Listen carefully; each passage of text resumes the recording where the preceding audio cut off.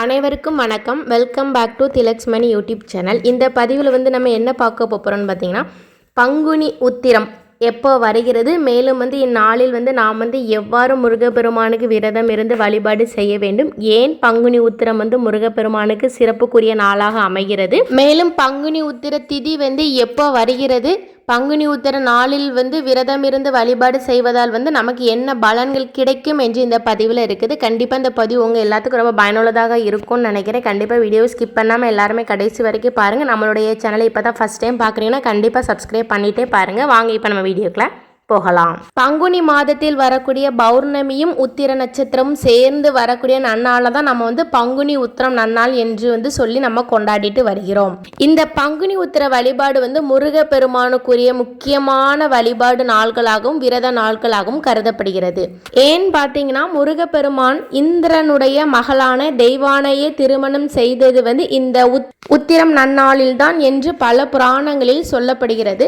முருகப்பெருமானுடைய திருமணம் மட்டும் இல்லைங்க, பல தெய்வங்களின் திருமணம் பங்குனி உத்திர நாளில் நடைபெற்றதாக சொல்லப்படுகிறது. சிவன் பார்வதி திருமணம், ராமர் சீதை திருமணம், மீனாட்சி சொக்கநாதர் திருக்கல்யாணம் என்று பல தெய்வங்களுடைய திருமணங்கள் நடைபெற்றதாக கூறப்படுகிறது. சரி, அப்பேற்பட்ட மிகவும் சக்தி வாய்ந்த உத்திரம் எப்போ வருதுன்னு சொல்லி பார்த்துடலாமா? முதலில் உத்திரம் நட்சத்திரம் எப்போ தொடங்குதுன்னு சொல்லி பார்த்துடலாம். மார்ச் 31 மாலை 3:20 தொடங்கி ஏப்ரல் 1 மாலை 4:17 வரைக்கும் இந்த உத்திரம் நட்சத்திரம் இருக்குதுங்க.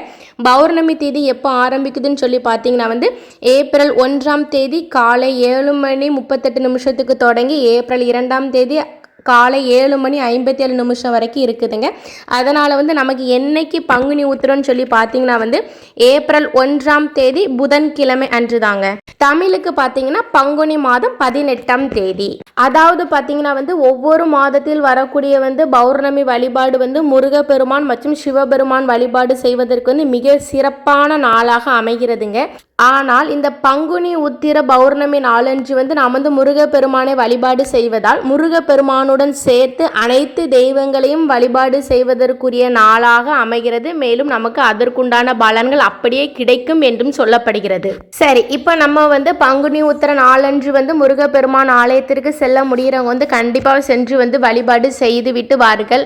நீங்கள் பெரிய கோயிலுக்கு தான் போகணும்னு கிடையாதுங்க. உங்கள் வீட்டின் அருகில் முருகப்பெருமானுடைய ஆலயம் சிறிய ஆலயமாக இருந்தாலும் அங்கு சென்று முருகப்பெருமானை வழிபாடு செய்யுங்கள். ரொம்பவே விசேஷமானது.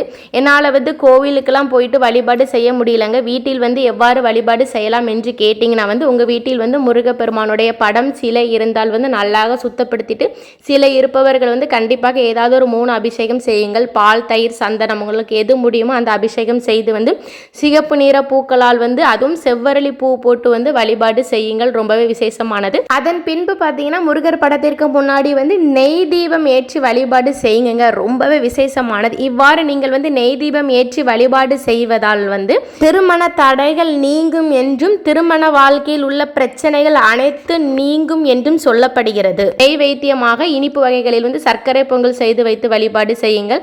வழிபாடு செய்யும் போது ஓம் சரவணபவ, ஓம் சரவணபவ, ஓம் சரவணபவங்கிற மந்திரத்தை 108 முறை சொல்லுங்க. ரொம்பவே நல்லது. சொல்லுங்க. அதோடு மட்டும் இல்லாத எழுத முடிஞ்சவங்க கண்டிப்பாக எழுதுங்க. எழுதும் போது ப்ளூ கலர் பெண்ணை வைத்து எழுதுவதற்காக பாருங்கள். அதன் பின்பு பார்த்தீங்கன்னா ஒரு சிலவங்க அன்றைய நாளில் முழுமையாக உபவாசம் இருப்பாங்க. அப்படி இருந்து வழிபாடு செய்வது ரொம்பவே நல்லது. உங்களுடைய உடல் நிலையை பார்த்துக்கோங்க. என்னால் அன்றைய நாள் முழுவதும் உணவு உட்கொள்ளாமல் விரதம் இருக்க முடியுமா என்று பார்த்துக்கோங்க. அப்படி எனக்கு சாப்பிடாம விரதம் இருக்க முடியாதுன்னு சொல்கிறவங்க பால், பழம் சாப்பிட்டு கூட நீங்கள் விரதம் இருக்கலாம். விரதம் முடிக்கும் நேரம் பார்த்தீங்கன்னா மாலை பொழுதில் சந்திர தரிசனம் செய்துவிட்டு விரதத்தை முடிக்க வேண்டும். ஓகே நண்பர்களே, இந்த தகவல் உங்கள் எல்லாத்துக்குமே ரொம்ப பயனுள்ளதாக இருந்திருக்கும்னு நினைக்கிறேன். நீங்கள் எந்த வேண்டுதல் வைத்து நீங்கள் இறை வழிபாடு செய்தாலும் நிச்சயமாக நமக்கு இந்த வேண்டுதல் நிறைவேறிட்டுங்கிற ஒரு எண்ணத்தோடு வழிபாடு செய்யுங்கள். நிச்சயமாக உங்களுடைய வேண்டுதல்கள் நிறைவேறும். இந்த பதிவு உங்களுக்கு ரொம்ப பயனுள்ளதாக இருந்தால் கண்டிப்பாக இந்த வீடியோ உங்களுடைய ஃப்ரெண்ட்ஸ் அண்ட் ஃபேமிலிக்கு ஷேர் பண்ணுங்கள். நம்மளுடைய சேனலை சப்ஸ்கிரைப் செய்யுங்கள். உங்களுக்கும் உங்கள் குடும்பத்தில் உள்ள அனைவருக்கும் முருகப்பெருமானுடைய அருள் பரிபூரணமாக கிடைக்கட்டும். அடுத்து இதே மாதிரி ஒரு நல்ல பதிவில் சந்திக்கலாம். நன்றி, வணக்கம்.